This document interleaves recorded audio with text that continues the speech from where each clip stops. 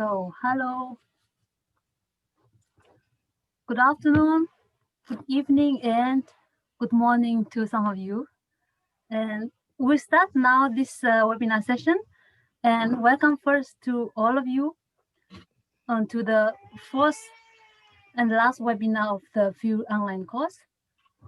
Also, congratulations to all of you that you have actually almost made to the end of this 4-week online course. Over the past week, we have covered the key concepts and components of the family and intergenerational learning through course assignment in each session.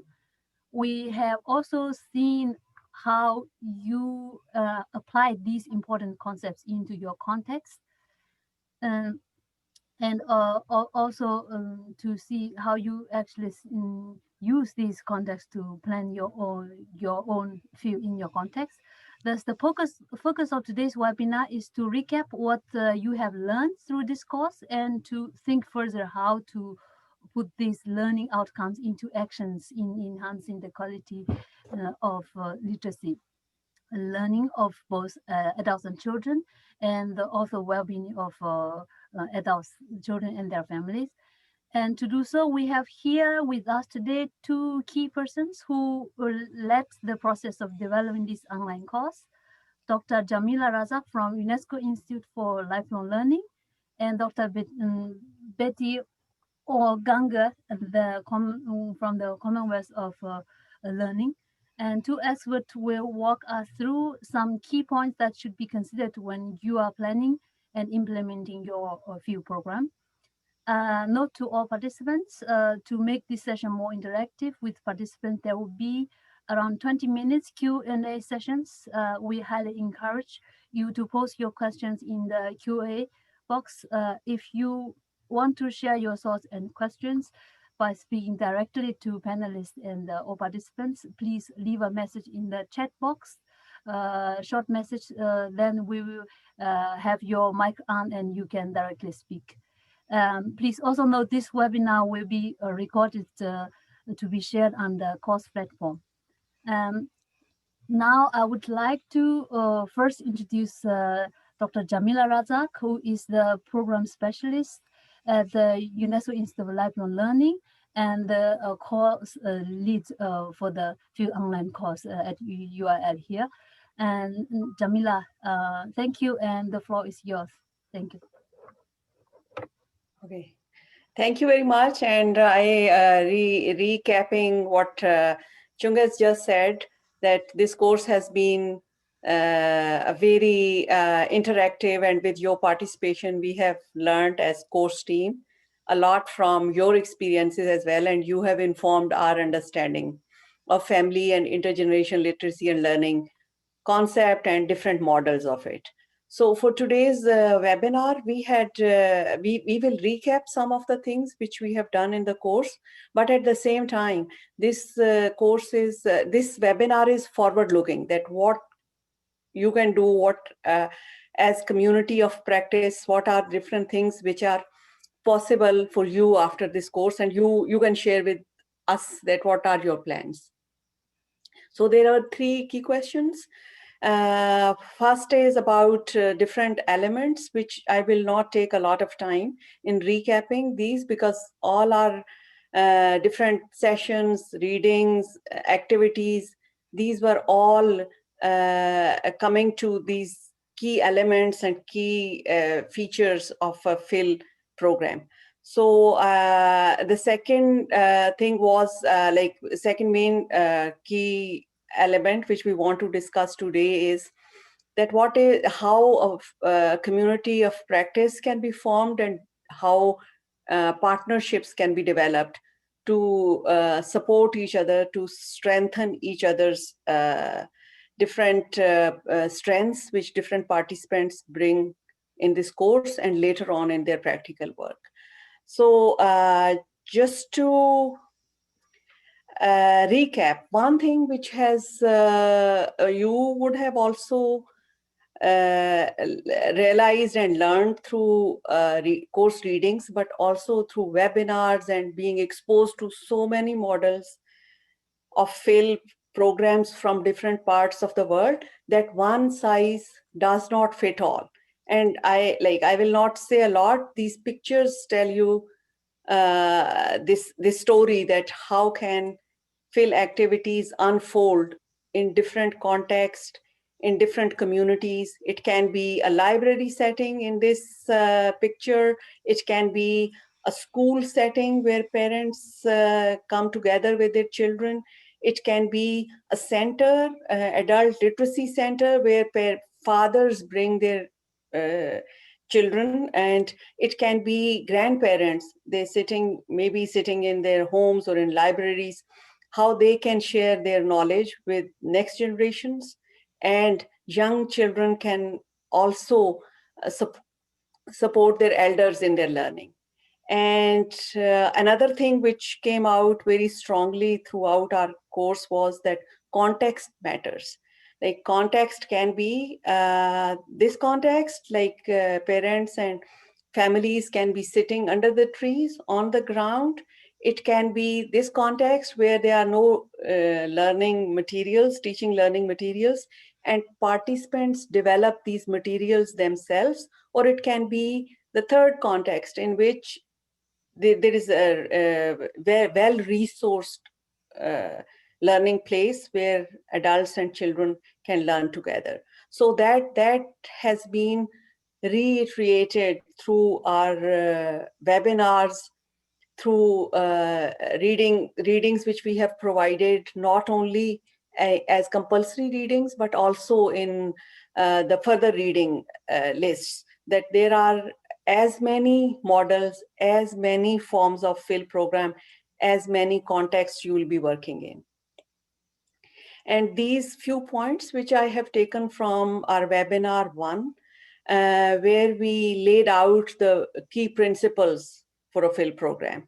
So on the left-hand side, there are three major things. That first is that fill program, whatever activity you plan, it has to be community oriented.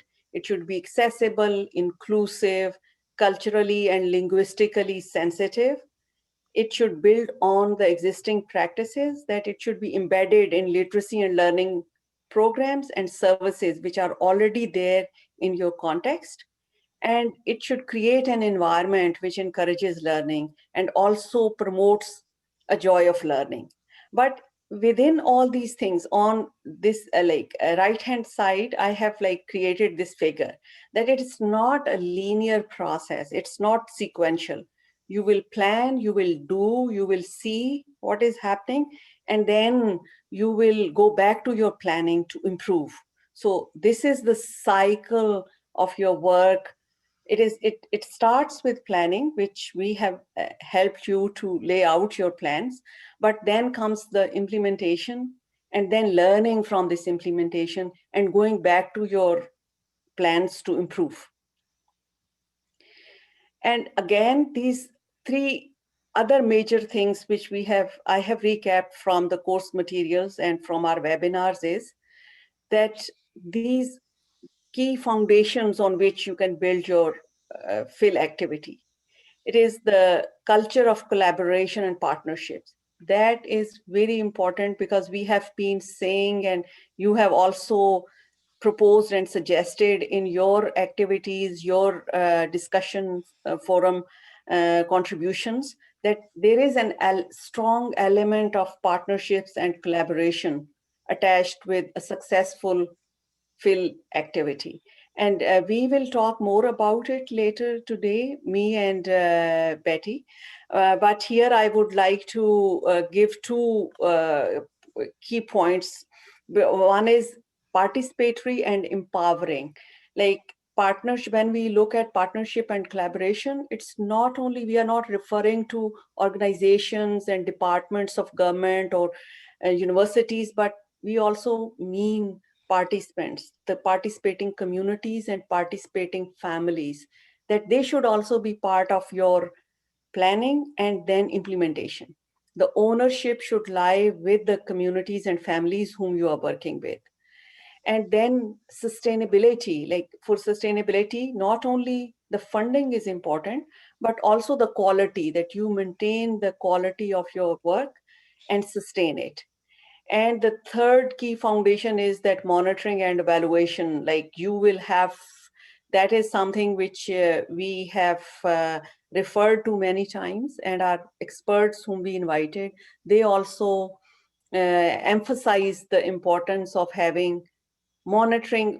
We can call it different names, like it can be monitoring and evaluation, it can be research, it can be evidence gathering, case studies, success stories. In whatever form you capture the results, that is important for not only for to inform your work, but also for those who would like to learn from your practice. And again, the same process of planning, doing, seeing, and improving, that should always be at the forefront. And when we come to the partnerships like this, now I'm coming to the second question, like key element of our webinar today, that how we can support each other and how we can learn and implement and then relearn together.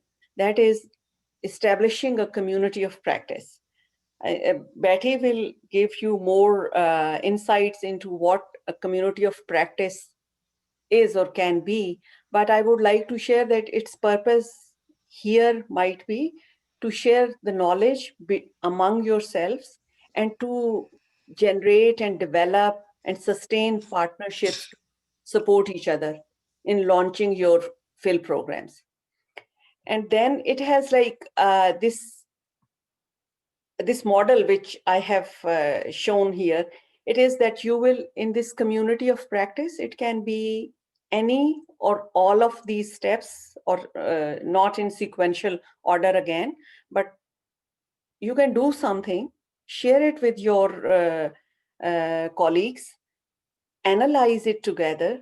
It will deepen your understanding and knowledge, and it will also deepen the knowledge and understanding of those you are sharing it with, and then adjust and readjust. Take the views from your colleagues and then improve upon. The way forward, when we say community of practice, sometimes it becomes a very abstract concept. But just to make it relatable, I would see that how distinct activities you can do as community of practice. For example, we in the course participants list, we had a number of participants who represent or who are working in higher education institutions, who are active researchers. They can work among themselves and plan some research activities together, not only do the research together, but share their resources. If there are tools, like the other day, Professor Prince shared her tools, which we posted for the course participants. Then these are sharing the resources for research, can be an activity for researchers as community of practice. For trainers and educators, they can work together to design similar courses in their own context, and they can strengthen each other's courses through guest speaker appearances, through sharing, contributing in different modules. There are a number of activities which are possible through collaboration between your institutions, but through your individual collaborations as trainers and educators. Then there are CSOs, community-based organizations, or NGOs and literacy providers. They can also work with other participants, take advantage of researchers, take advantage of trainers and educators who can join their courses and do that part of work for them.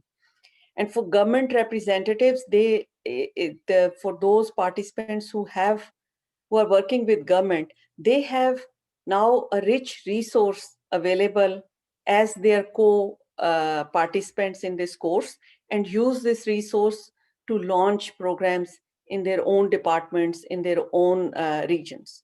So if we see that there are like I have seen like these are some bricks you can lay.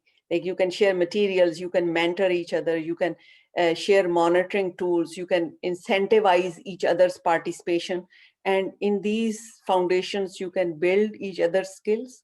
You can keep the motivation level high. You can build the like opportunities will come up.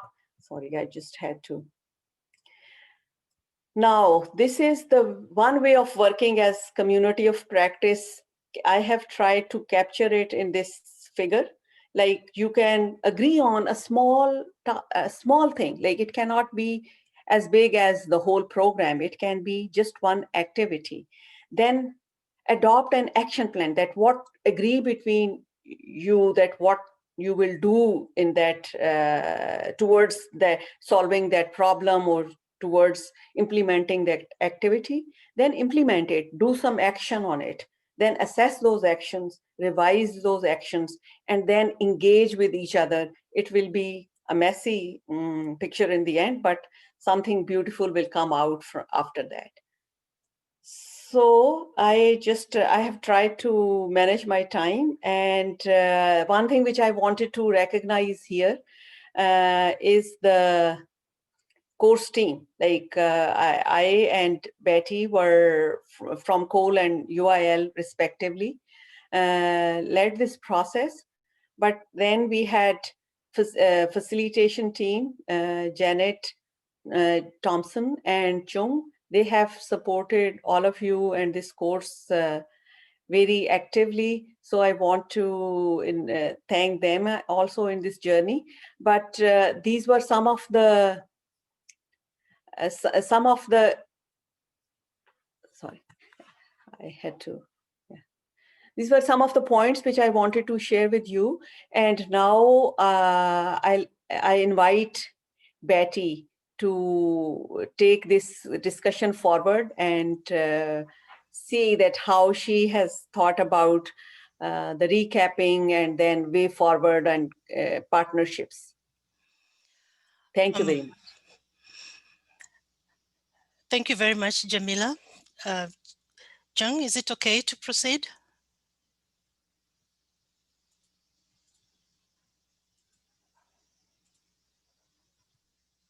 Can you hear me? I think Yes, yes. yes, Betty, yes. Please go ahead.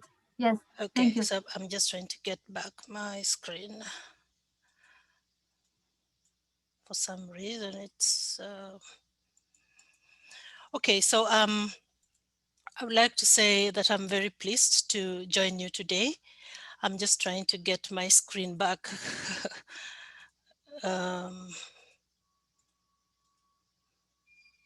I'll just stop sharing and then reshare. Sorry about that.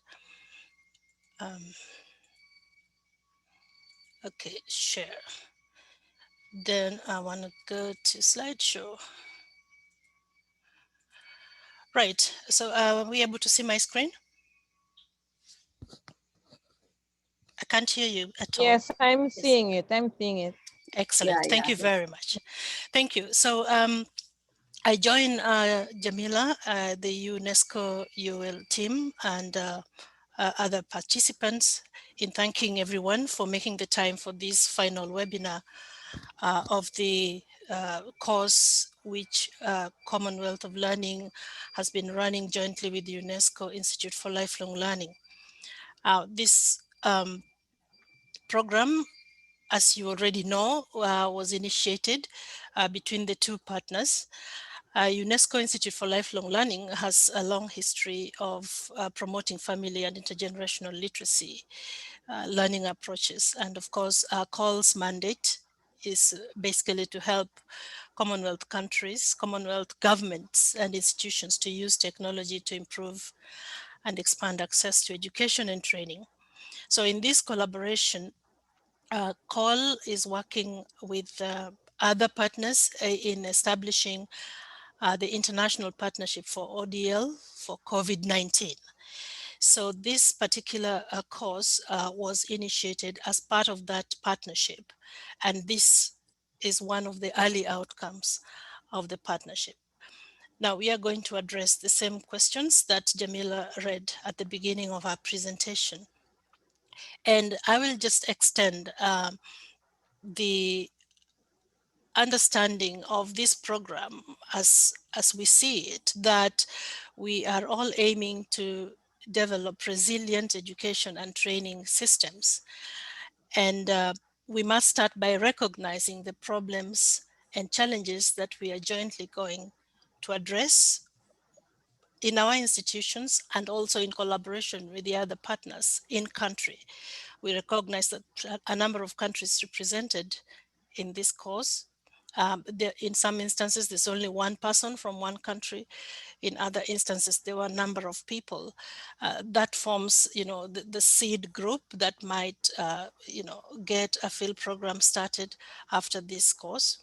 But we also appreciate that by going through this course together, we have collectively identified and will continue to identify some key problems.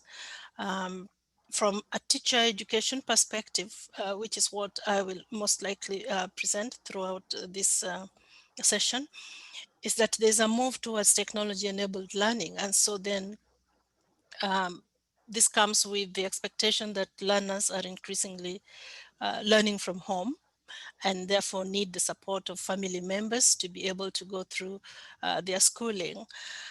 There is a recognition that there will be threats to potential collaboration between the teachers, the parents, and other non-classroom actors in supporting this learning process. And there is also the risk of uncoordinated action among stakeholders. And this course particularly provides, a starting point in which to coordinate the action around family and home-based learning. What we do typically would be to interface more and more field approaches with school-based teacher development. And school-based teacher development typically has been considered an effective way to train teachers because teachers basically value the opinion of their colleagues, and so it is easy for them to learn from each other. And there is also evidence that the knowledge shared within the immediate context of the school is more likely to impact on the classroom activity as opposed to taking the teachers away to train them in a different location and then expecting that that will impact on the classroom. So if the field approaches and content is integrated in a school-based teacher development program, then it is more likely going to impact on the learning of the students, and of course the practice of the teachers. Now, COL has established a model for school-based teacher development called Teacher Futures, where we use e-learning, micro-learning, and other technologies to support the exchange of knowledge on pedagogical practice through in-school, national, and cross-national communities of practice. And so the pillars of this model are, the school-based component. We focus on pedagogy, technology, and open educational resources. Communities of practice is key, and of course, we aim to improve learning outcomes. Jamila already spoke about communities of practice, and I'll just state that there are many definitions of communities of practice and many ways to refer to them. Networked learning, professional learning communities, but I'll go with this standard definition given in a 2015 publication, that a community of practice is people who engage in a process of collective learning in a shared domain of human endeavor.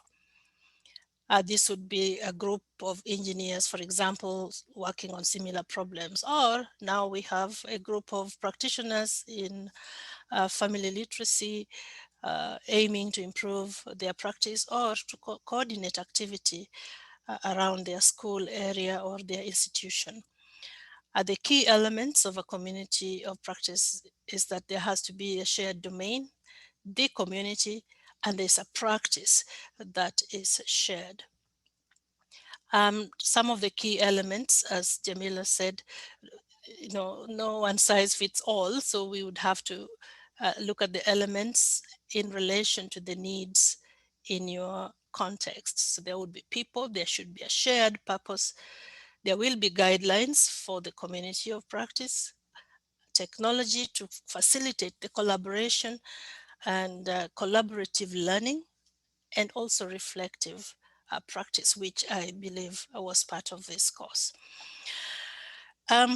What happens in communities of practice, as you have seen in the discussion forums that you had, there will be problem solving, requests for information, seeking experience, mapping knowledge, identifying gaps, among other activities. So as again stated in Jamila's presentation, collaboration is key, and we must aim to have activities that make it possible for us to share in each other's knowledge and experiences. So as an offshoot of this course, perhaps we might anticipate that there will be a mailing list for course participants for ongoing communication beyond this. Perhaps we'll set up a WhatsApp group for this team or a Telegram group. We can also collaborate around facilitation, where we interchange our expertise as field facilitators and as course mentors once we have some courses running in our respective countries.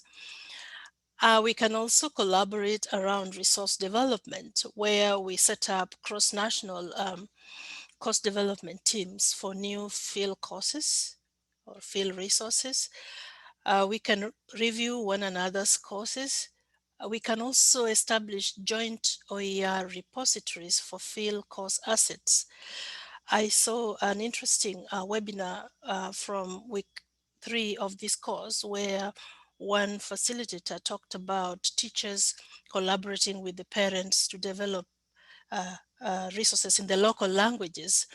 And I thought that was very interesting, and that can be pursued. We can share knowledge on mobile learning in local languages. At the moment, COL is running a MOOC, a massive open online course on mobile learning with multimedia, and teachers and other practitioners can enroll in such a course to be able to know how to develop multimedia resources like podcasts that are broadcast ready. And so with the move to more and more technology-based learning, it is essential that all the stakeholders in the learning process think about ways to make them accessible to learners, whether they are in school or outside of the school. We should aim not to leave any stakeholder behind by following some of these tips that we have put together. Use technologies that are appropriate and affordable. Design content for delivery in low bandwidth situations. Promote OER in local languages. We should aim for social media integration as much as possible, and also promote online or blended peer-to-peer interactions. We know that with the current situation where schools are locked down, institutions are locked down in many countries, we will most likely resolve to online approaches, but then we do recognize the value of the occasional face-to-face engagement when there is a community of practice. I will leave you with one last quote about collegiality, again, which came as I was watching some of the webinar presentations, where there was constant reference to mutuality, and parents and teachers and other practitioners in adult education recognizing the value of each other, what they bring to the process, and I think this quote really captures it. Collegiality derives from certain obligations that are in fact duties. Only when the duties of collegiality are observed in a gracious, caring spirit of mutual respect, friendship, or family does duty become transformed into virtue. That's a 1992 publication. That's the end of my presentation.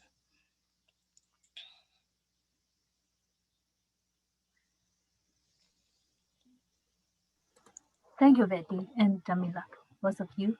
Um, and now I would like, as we actually shown by a lot of our course assignment, most of you, our participants, have actually developed various key components of your field program.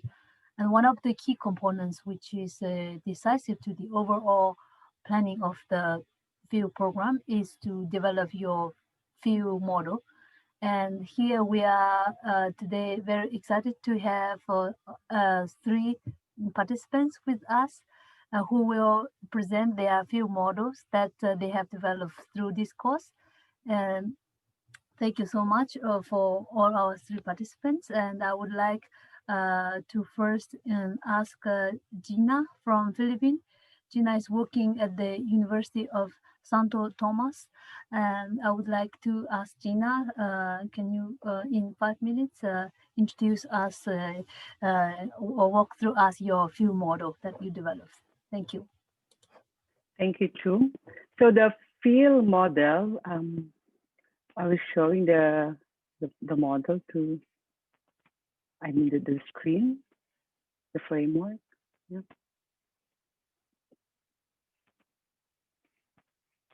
Gina, otherwise I can also share my screen if you have problem, but if you want, you can also share.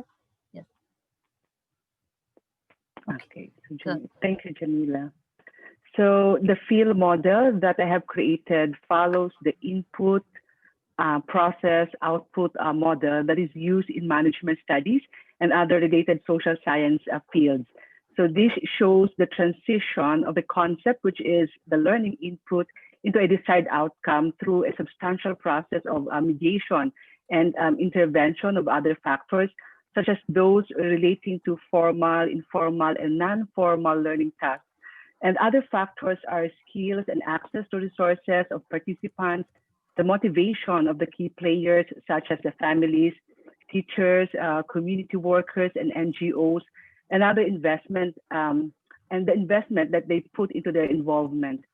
Included in the input are the program content and syllabus used by facilitators, the adequate preparations that each facilitator makes prior to any learning session, the tangible components such as educational devices and materials, and the intangible ones like a language, and other components that are vital to the implementation of the program, such as the monitoring, scheme, evaluation, and public engagement, or how the public reacts to or accepts or internalizes and owns the program as it touches their lives as recipients and creators of the intellectual produce of the program. So in this given model, I have added another variable or factor, which is the context, which may be defined as the situs in which a learning takes place and which shapes the literacy event. So the model also subscribes to the concept of investment, which states that if learners invest in a language or in knowledge and skills to create socioeconomic opportunities, they do so with the understanding that they will acquire a wide range of symbolic and material resources, which in turn increase the value of their cultural capital and social power. Thus, in addition to asking ourselves, are participants motivated to learn or enhance their skills or knowledge for socioeconomic or political participation, we may also ask, are the participants invested in this family and intergenerational learning and literacy practices? So this model of field program lies in the intersection between ideology, identity, and capital, and that the context shaped by prevailing ideologies predisposes them to think and act in certain ways, but it is through the desire, imagination, and motivation that they are able to invest in practices that can transform their lives. So field activities could provide affirmation of their identities and legitimacy of their rightful place in different learning contexts.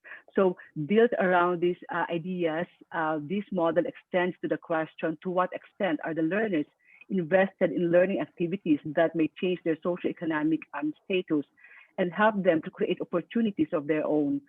So this model supports the primary goal of the field program as it is applied in my target community, and that is for the participants to be interested, motivated, and invested in the learning process, which at any rate can bolster the social, much less the cultural capital of a person in the society in which he or she exists and thrives.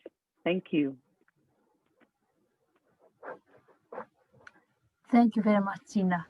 And next, I would like to ask Adita from Trinidad and Tobago.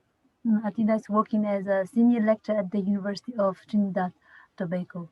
Adita, thank you. The floor is yours. Hi, thank you very much. All right, my family literacy program is a very simple one. It was patterned after the model that I was exposed to in this session that basically encouraged interactions with adults, adults and children, and of course, informal learning. Yeah. The philosophical underpinnings for this is really rooted in collaboration and engaging with existing institutions and organizations, both public and private, that had some of the existing goals that I wanted in my program. So what I did initially was to list some of the partners that I can possibly engage for each of the 4 components. And this is what I came up with. In Trinidad and Tobago, we have a nonprofit organization that is involved in empowering adults through literacy. And that was my first partner on my list, called ALTA. And that is the first component there that you are seeing, where I would engage that institution to provide the sessions with the adults. Next would be interaction with children. And here's where I decided to partner with the Early Childhood Care and Education Centers. We have about 200 of them spread across the country in both rural and urban areas, and about 500 plus private centers, as well as the primary schools, and engaging human resources and physical resources from these 2 sectors to provide sessions for the children. Next, the model that we were exposed to in session 1 talked about engaging collaboratively both adults and child sessions. And I felt it best to look at targeting at the community centers in each area, each district of Trinidad and Tobago. You will find a community center that can be used free of charge, given the protocol to follow. And I felt that was a good venue and a good space for facilitators to have collaborative parent-child sessions once the planning and the implementation is mapped out. And lastly, the model talked about informal learning, and I felt it best to collaborate with the ministerial arms, such as the Ministry of Education, where we have an early childhood care and education division, we have an adult education unit, a curriculum division, a division of school supervision, and also the Ministry of Social and Community Development, and to tap into the resources that they may have to provide some informal literacy and learning activities that families can engage in at home. And that's basically it for my program. But I would want to say that some retooling may have to be done, as that plan do see improve model that Dr. Razzaq presented would now have to kick in. And that was one of my suggestions in the post-course survey, that I think we should be given the opportunity to revisit our model that was done in module 1, because I'm sure that it could be retooled and amended at this point. So thanks for the opportunity for sharing. Thank you very much. Now we have one more participant, Simone, who would like to share, but due to technical issues there, we will have to share here from our side, and so I will try to do this. One moment, please. Yeah, in the meantime, you're fine. Like we would love, like that was something which I was going to say initially as well, that after that was the first activity which you did in developing these models. Maybe after going through this course, if you have, if you want to revisit, that is the basic, like we have today also said that you revisit and you readjust and improve. So if you want to change your models, we would love to have the new ones which you are now thinking about. Yeah. Good day. My name is Simone Dainty. I named my field program Literacy Outreach for Individual and Community Development, LOICD. My intention is to work in collaboration with stakeholders to have literacy training and development sessions for the young and the not so young, that is, children and adults. Thus, my field model was created to reflect and demonstrate this intention. The triangles were not just a random use or a random choice, but I thought of the fact that I wanted to have three basic elements entwined in the training. Thus, the program will cater for the cognitive, affective, and psychomotor domains of participants' individuality. The arrow on the top between the adult triangle and the child triangle represents the interdependence and communication that I expect to see happening. This means that parental consent and support is relevant while the child is being taught relevant content and in a child-appropriate manner. On the other hand, the adults or the parents, the arrowhead that point to them, indicate that the child would be giving feedback and they would also be exposed to whatever attitude the child may pick up and begin to display. The converging triangles in the center represent combined sessions which will foster opportunities for guided interactions between the adults and the children. And the triangles are joined to indicate bridging of gaps. You know, we know that we have generational gaps and sometimes this tend to cause separation in the way people react to each other, the adults and the children and so on. So we want to bridge this gap.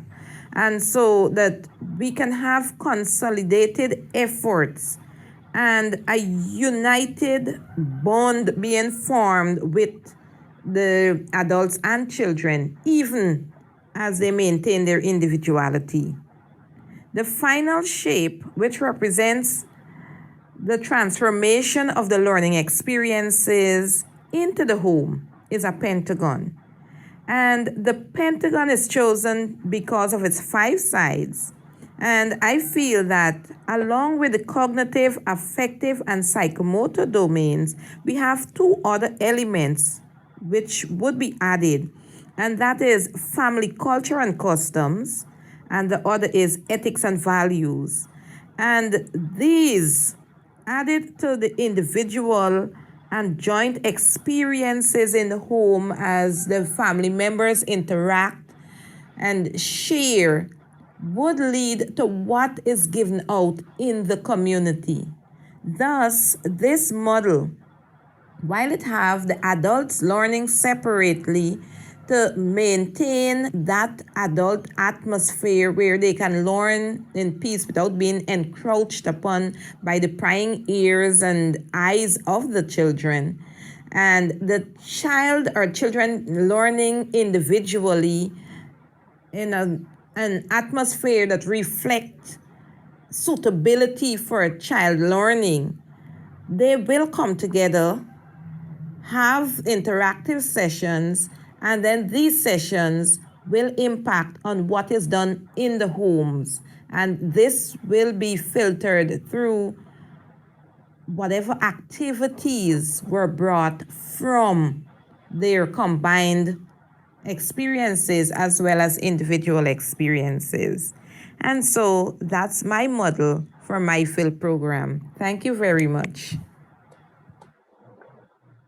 Thank you very much, Simone, for taking all this trouble to record and sending to us amid the technical difficulties there. And now we have, I think we will actually have other participants. We actually now the floor is to the, excuse me, other participants who would like to, whoever want to share their maybe ideas, your thoughts, or you would like to pose some questions to our panelists here. The floor is yours. And yes, I would like to, I think, is it Covel? I would like to now, because Covel from Jamaica, he's working as senior lecturer at the some Sharp Teachers College, and he would like to also present his model. So can I now at least ask Covel to share your model to all participants? Sure. Hi, morning, everyone. Well, from Jamaica, that is, it's morning, or good day to everyone in the rest of the world. I am hoping to share my slides, but I am not seeing where to go ahead and share. So do I just present what I have? You have a share screen, lower part of I have slides. in the middle. Yeah. Like I have added you, so you can share now, Colin.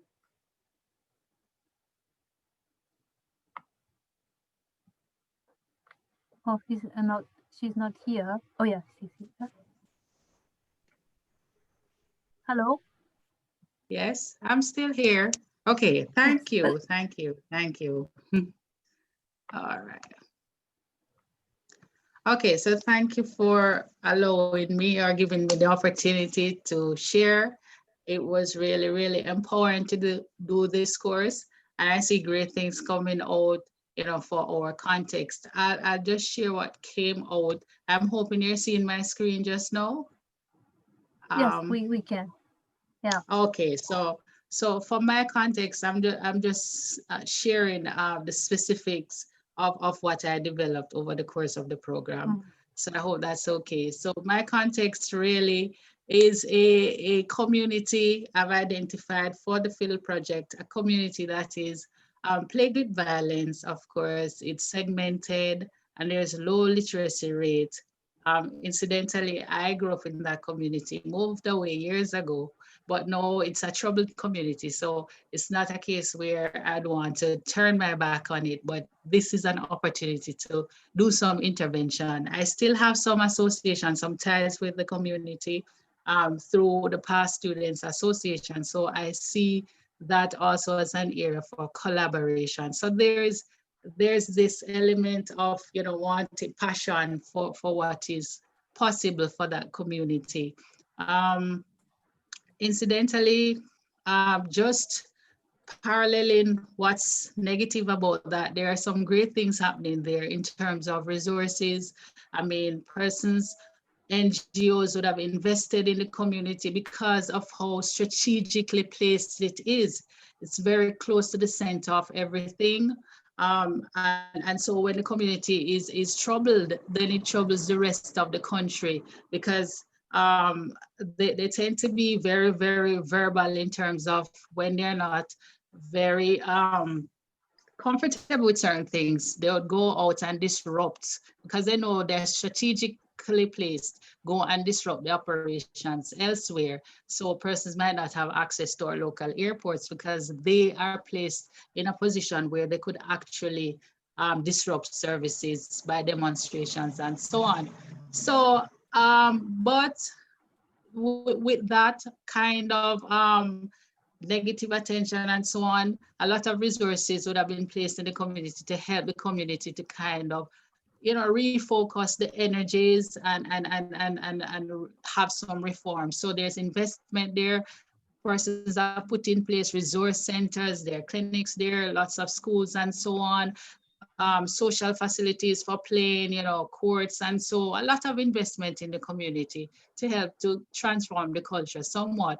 But a lot of it is unused, quite unused, just segments of the community would have been using, and just a few persons would have been using or benefiting from these facilities, not because they're not aware, but because of the segmentation and so on and so forth. Some might not be aware over time. So we have resources there, but then we have social activities, social things that are happening that are limiting the use of these resources and so on. So I am thinking that I can tap into the Past Students Association through the school, because the school would have been drawing students and parents from different sections of the community that don't normally come together because of the kind of segmentation and gang violence from different sections of the community. But for school, people may come together. So I'm thinking of working through the schools, working through the Past Students Association to reach different persons from different segments of the community. So again, through that means through the Past Students Association, I'm thinking of getting, identifying volunteers for a literacy program it is primarily, but then with that social element of, impacting how people feel about community spaces, and I should have gone to the aims first, would have been, to build community collaboration, to improve literacy levels of both children and parents, and what I think is also very important is hide the awareness and the appreciation for community. I think they need to see community as a whole and not community as little segments that they stay in their corner and don't be. So build a great appreciation for the entire space.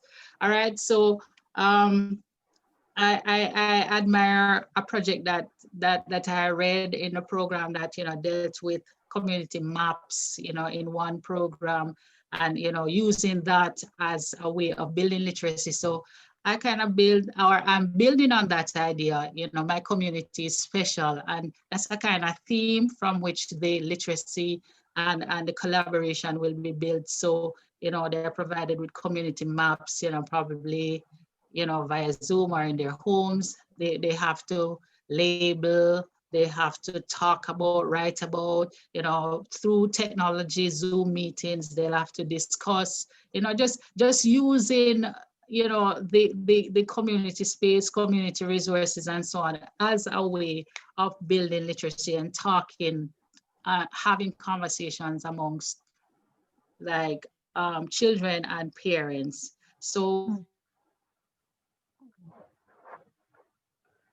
Thank you, Covel. Thank you very much. Next, I think there is one question to Gina. I think it's from Pago.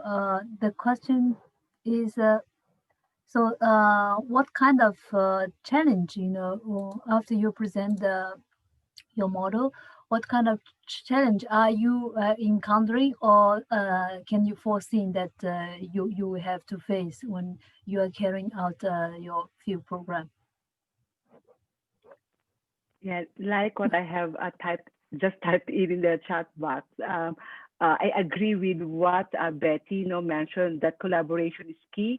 And in our projects, all our projects are multi-stakeholder or multi-sectoral and interdisciplinary. So I would like to stress the fact that collaboration is also the source of our challenges, because different organizations or different stakeholders have different ways of doing things. We are operating within different frameworks. So like what I have said, we address that kind of challenge by continuous and open dialogue with our partner institutions, with the local government units that we are working with, and with our participants. Mm. Thank you very much. Thank you. So I'm wondering if Jamila or other panelists also say something to this. I mean, challenge. This is quite common, and I think it's. I think Pago also right to point out this challenge before actually we at the stage of planning also the field program. So I'm wondering if any of panelists could also share your point on this. Yes, I can say that you are very right that when we talk about collaboration, it seems very doable when we talk about it. And when you put people in the room with from different organizations, with different policies, with different way of working, it's really challenging. And thank you for raising this important point. We should talk about it more. And it is like, as Gina has very rightly said, that you need to have a constant dialogue, open and constant. Keep sharing your point of view, and try to understand other persons, other organizations' point of view, and like their way of working may be different. Sometimes lack of communication creates problems because you don't understand each other's work, you don't understand each other's policies. Sometimes if they are institutions, then you need to have open communication and frequent communication. Make it listen carefully, sympathetically, empathetically, and then people can find some common ground. It is like when I have seen like some, for example, last year in December, I conducted a workshop in Pakistan. It was the same on the same topics as we have covered in Phil course, but it was shortened version of it. It was a 4 days workshop. And then there were people similar spread from universities, from NGOs, from government. Then as facilitator of that course, there I I made their groups looking at similarity between their interests, and then they could design their own programs, like their own activities collectively. So you have to create a space. Maybe if there is one organization who is leading this process, one person who is taking in like charge, like who is creating this environment for others to work in a safe space where they can communicate, and then somehow supporting different stakeholders, different partners in this process. That is from my experience. I could share this. Thank you. Thank you. Yeah.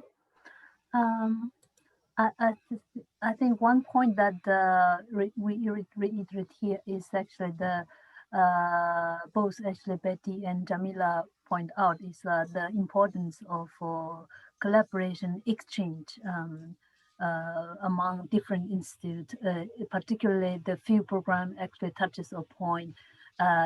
Not only adult child education but also the whole family with whole community. So I think this important is really reiterated here.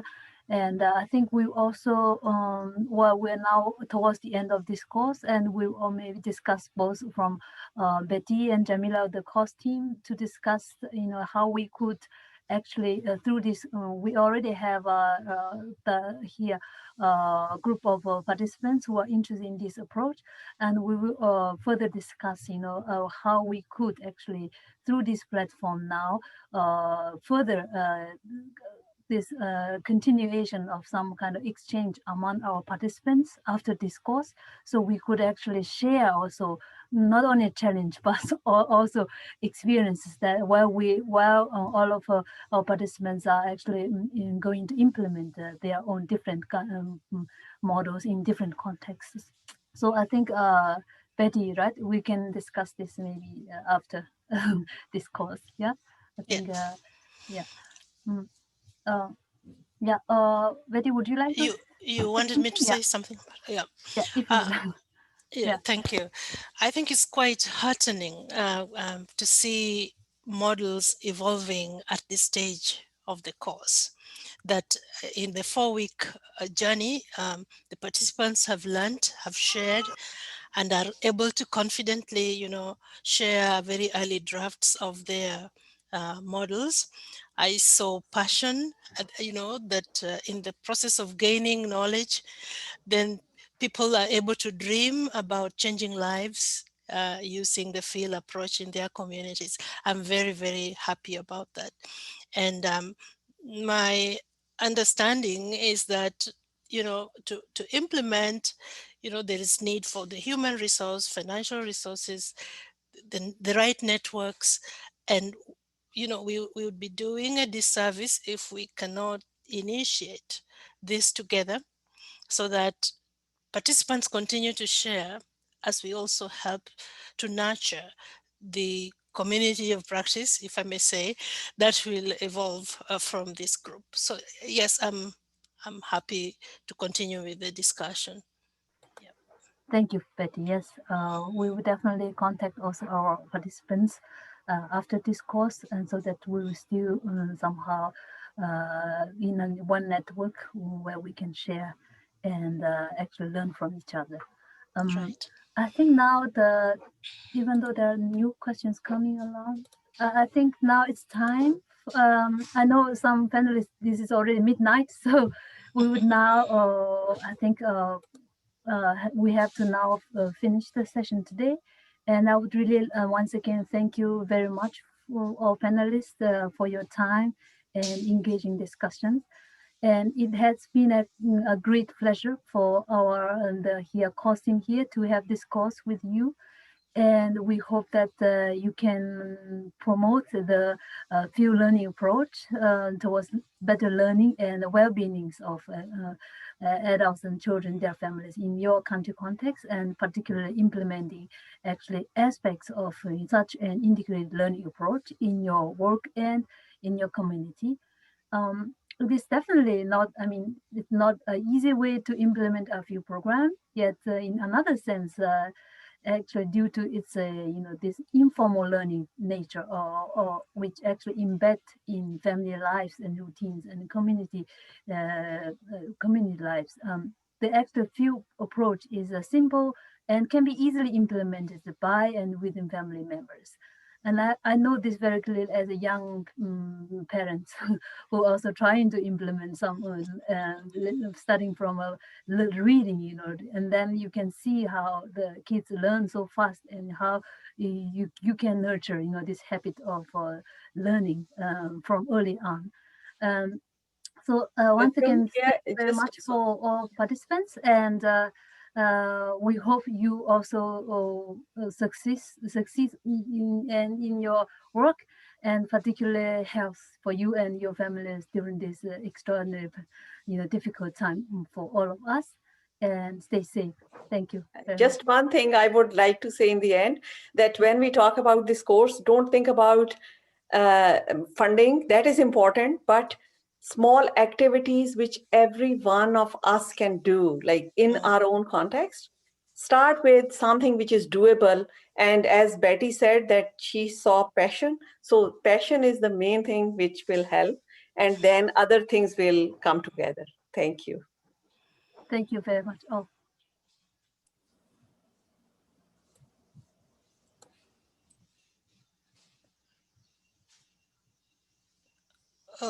Okay, is that it? Hello. Yes. Thank you, everyone. All right. Okay. Thank you, Gina. Thank you, Adinda. Adina, you have to sleep. Bye. Okay, Adinda and Simone also. Okay. Yeah, Betty. Bye. Yeah.